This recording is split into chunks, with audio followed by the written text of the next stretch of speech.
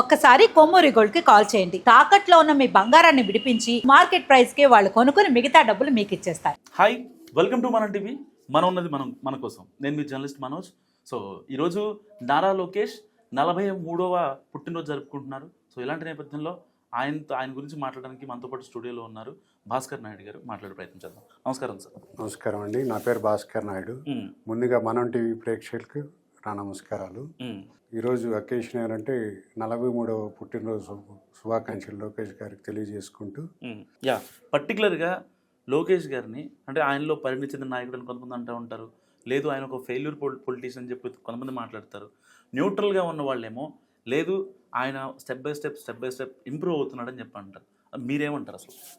నా ఒపీనియన్ అయితే ఆయన ఒక తిరిగిలేని నాయకుడిగా ఇప్పటికే ఎదిగాడు. ఎందుకంటే ఆయన పడని అవమానం లేదు, అవమానాలను పాలు చేశారు.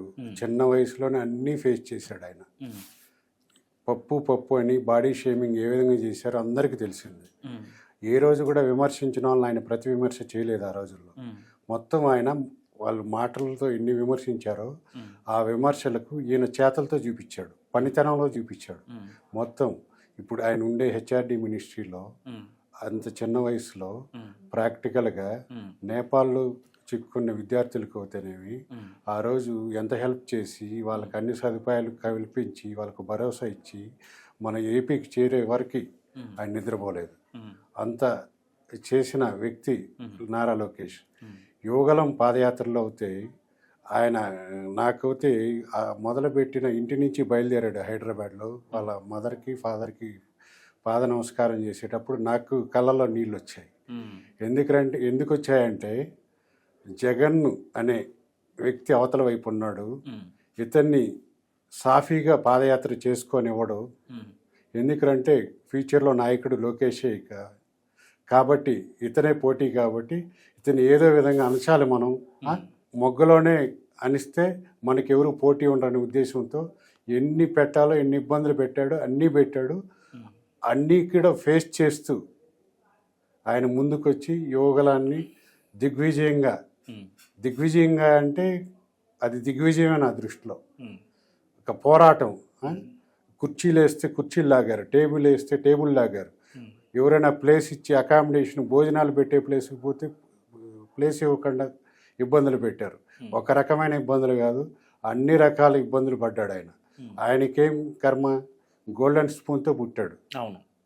వాళ్ళ తాతగారు మాజీ ముఖ్యమంత్రి, వాళ్ళ నాన్నగారు ముఖ్యమంత్రిగా 15 సంవత్సరాలు పనిచేశారు. వాళ్ళ తాతగారు దివంగత ముఖ్యమంత్రి, వాళ్ళ నాన్నగారు ముఖ్యమంత్రిగా 15 సంవత్సరాలు చేశారు అప్పటికి. అటువంటి గోల్డెన్ స్పూన్లో పుట్టిన వ్యక్తి మంచి లగ్జరీ లైఫ్, మంచి కార్పొరేట్ లగ్జరీ, అందులో కూడా అంత లగ్జరీ లైఫ్ అనుభవిస్తూ ఆయనకు రావాల్సిన అవసరం కూడా లేదు. ఎందుకు? వాళ్ళ బాటలో నడవాలి, ప్రజాసేవ చేయాలి. ఎప్పుడు కూడా ఎన్టీఆర్ కాలం నుంచి బీసీలన్నా పేదవాళ్ళైనా కూడా అత్యంత ప్రేమ.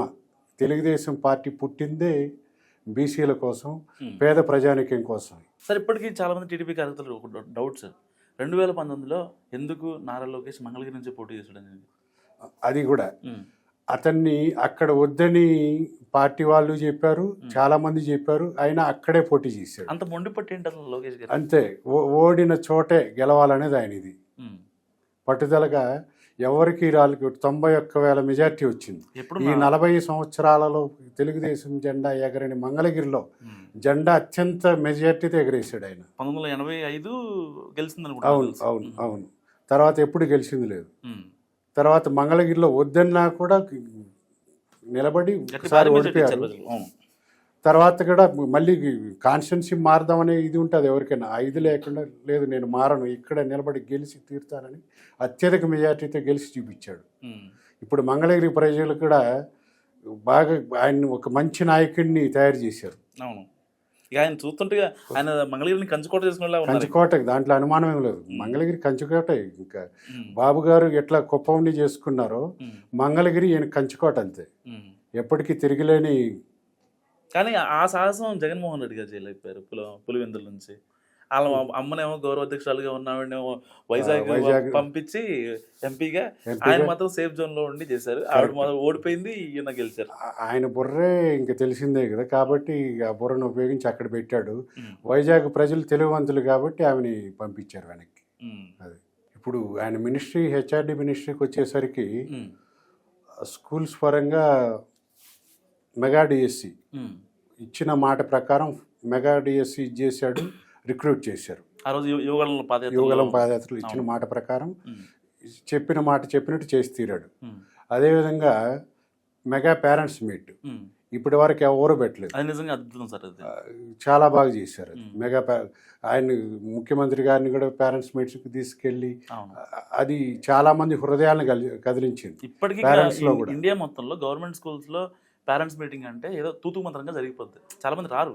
అవును, కానీ కూటమి అధికారంలోకి వచ్చిన తర్వాత ఎప్పుడు పేరెంట్స్ మీటింగ్ పెట్టిందో అదొక పెద్ద టెంట్లు వేసేసి అక్కడ ఒక ఈవెంట్ లా క్రియేట్ చేసి పూర్వ విద్యార్థులను రమ్మని మాట్లాడించి ఆ పేరెంట్స్ తో ఇంటరాక్ట్ అయ్యే విధానం నిజంగా అంటే ఆ సీనరీ అది ఎలా అనిపిస్తుంది అంటే ఒక ప్రైవేట్ స్కూల్ ఎన్విరాన్మెంట్ అనిపిస్తుంది. కరెక్ట్. ప్రభుత్వ పాఠశాలలు కూడా ఒక కార్పొరేట్ పాఠశాల లాగా అంటే సర్వీస్లో అంత బాగా ఇప్పుడు టీచర్స్ కూడా వాళ్ళకి కావాల్సిన సమస్యలన్నీ తీరుస్తూ ఉన్నారు. అట్లే ఫెసిలిటీస్ కూడా ప్రొవైడ్ చేస్తున్నారు. వాళ్ళకి కావాలని సిలబస్లో కూడా మార్పులు తెచ్చారు. ఇప్పుడు లేటెస్ట్ ఈ సొసైటీకి తగ్గట్టు ప్లాన్ చేస్తున్నారు. స్టూడెంట్స్ కూడా హ్యాపీగా ఫీల్ అవుతున్నారు. ఇప్పుడు వాళ్ళకు భోజనాల విషయంలో కూడా చాలా క్వాలిటీ పెంచారు. ఇప్పుడు ముందులాగా కాదు, ఇప్పుడు క్వాలిటీ బాగుంది, చాలా బాగుంది. సార్ పర్టికులర్గా కేంద్ర ప్రభుత్వంలో అంటే మోడీ గారు ఎందుకు నారా లోకేష్ గారికి అంత హై ప్రయారిటీ ఇస్తున్నారు? కంపేర్ చంద్రబాబు నాయుడు గారు కానివచ్చు, పవన్ కళ్యాణ్ గారు కావచ్చు, ఏంతో కలిసి ఆనందినే వాళ్ళు, నిజమేనా? అది లోకేష్ గారి ప్రతిభ వల్లనే ఆయన గుర్తించారు. ఆయనకు ప్రతిభ ఉంది కాబట్టి మోడీ గారు ఆయన మంచి ఆయన 100 మందిలో ఒకరిని పిక్ చేస్తారు ఆయన. అంతే కదా, ఆయన గుర్తించాడంటే ఇంక అర్థం చేసుకోవాలి లోకేష్ గారిని. అది కూడా ప్రధానమంత్రి అపాయింట్మెంట్ అంటే 5 minutes 10 minutes ఉంటుంది. అటువంటిది గంటన్నర ఇస్తున్నారంటే దాన్ని బట్టి అర్థం అవుతుంది ఎంత ప్రయారిటీ ఇస్తున్నారు మోడీ గారు లోకేష్ గారికి అనేది. ఆంధ్రప్రదేశ్ భవిష్యత్ అనేది లోకేష్ గారే. ఇంకా ఎందుకంటే మా పార్టీని గొప్పగా చెప్పడం కాదు, ఆయన భవిష్యత్తు అంతే, దాంట్లో డౌట్ లేదు, డౌట్ ఏమాత్రం అవసరం లేదు. వీళ్ళు బేసిక్గా కష్టజీవి ఆయన, అర్థమైపోయింది. అంటే ఇప్పుడు యువగలం నుంచి ఇంకా యువగలం ముందు లోకేష్ వేరు, యువగలం తర్వాత లోకేష్ బాబు వేరు.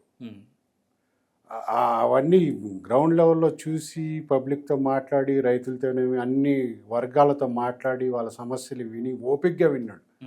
ఎంతమందితో సెల్ఫీలు దిగి ఎన్ని మీటింగ్లు పెట్టి ప్రతి ఒక్కరితో 1-to-1 మాట్లాడి నీ సమస్య ఏంటి అనేది ఓపికగా విని అవన్నీ మైండ్లో పెట్టుకొని ఆయన ఇప్పుడు 1 by 1 ఇంప్లిమెంట్ చేస్తున్నారు. ప్రతి ఒక్కటి కూడా రియల్ జెన్యూన్ ప్రాబ్లమ్స్ అనేటివి పక్కాగా క్లియర్ చేస్తున్నారు. ప్రాబ్లం అంటే గుర్తొచ్చింది సార్ నాకు, ప్రజా దర్బార్ ఇప్పటికీ అసలు మిస్ అవ్వకుండా పెడుతున్నారు సార్ మంగళగిరిలో. అవును, చాలా నిజంగా అద్భుతం అది. ప్రజా దర్బార్ తెలిసి ఏ ఎమ్మెల్యే కూడా అంత కంటిన్యూటీ చేయట్లేదేమో అనుకుంటున్నాను నేను. అంత బిజీ షెడ్యూల్లో కూడా ఆయన ప్రజా దర్బార్కి కొన్ని 100,000 మంది వస్తున్నారు.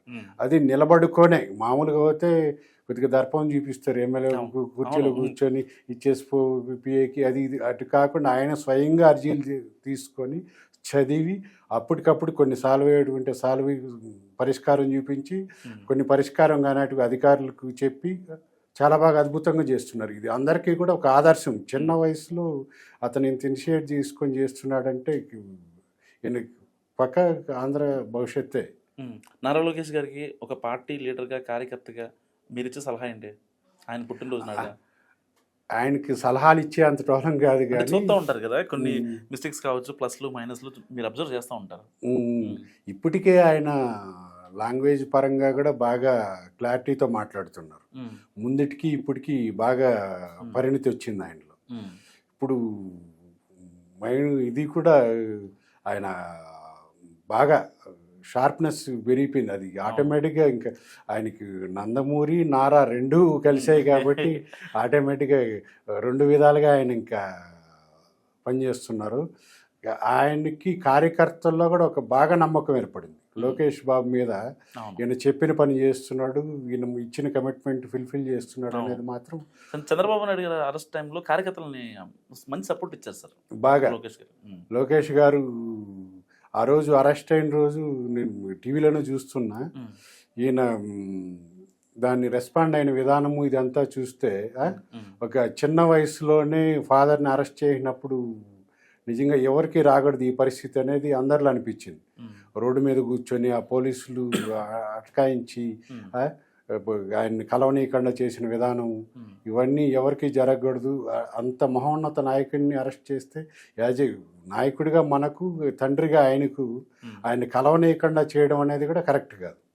ఇవన్నీ కూడా ప్రజలు అబ్జర్వ్ చేశారు. ఈ అరాచకాలను ఇవన్నీ చూసే ఈ రోజున ఇంత భారీ మెజార్టీతో పట్టం కట్టారు. లోకేష్ బాబు గారు ఇంకా మరిన్ని పుట్టినరోజులు జరుపుకోవాలి, మరిన్ని ఇంకా ఉన్నత శిఖరాలకు వెళ్ళాలి. ఈయన జాతీయ నాయకుడే కాకుండా ఇప్పుడు అంతర్జాతీయ నాయకుడు కూడా అయ్యాడు. మాకు ఇదంతా కూడా చెప్పుకుంటే ఆంధ్రాకి గర్వకారణం, ఆంధ్రప్రదేశ్కి గర్వకారణం. Yeah, thank you sir. So ఇది భాస్కర్ నాయుడు గారి అనాలిసిస్. మీరేమనుకుంటున్నారో మస్తు కామెంట్ చేయండి. చూస్తూనే ఉండండి మనం టీవీ.